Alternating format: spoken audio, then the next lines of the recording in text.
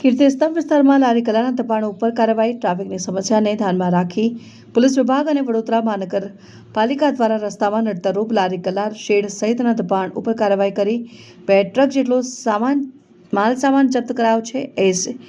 ACP C division Ashok Rathwa સાથે Navapura police સ્ટેશનનો staff અને વડોદરા મહાનગરપાલિકાની દબાણ શાખા દ્વારા રાજમહેલ રોડ ખાતે આવેલ નડતરરૂપ લારી ગલ્લા અને શેડના દબાણો દૂર કરવાની કાર્યવાહી કરવામાં આવી હતી.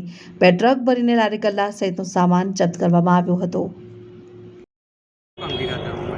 આજે છે પોલીસ દ્વારા અને કોર્પોરેશનની જે એસ્ટેટ વિભાગ છે એના દ્વારા આજરોજ ભગતસિંહ ચોકથી છેક રાજમહેલ ગેટ સુધી છે જે કંઈ પણ ગેરકાયદેસર દબાણો થયેલા છે કે ગેરકાયદેસર લારી ગલ્લાઓ હોય છે એની વિરુદ્ધમાં એન્ક્રોચમેન્ટ રિમૂવલ ડ્રાઈવ રાખવામાં આવેલ છે.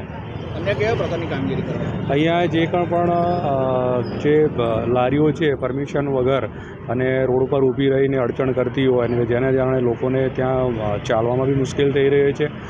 ઘણી જગ્યાએ એક્સિડન્ટ થવાનો ભય રહેલો છે. બીજું ઘણીવાર દુકાનોની બહાર શેડ બાંધવામાં આવેલા છે, બધા ગેરકાયદેસર છે. એ બધું છે એ રિમૂવ કરવામાં આવશે જેથી કરીને લોકોને અડચણ થાય નહીં. કોઈ એક ગુનાના કોઈ સંડવાયેલા એવા કોઈ આરોપીને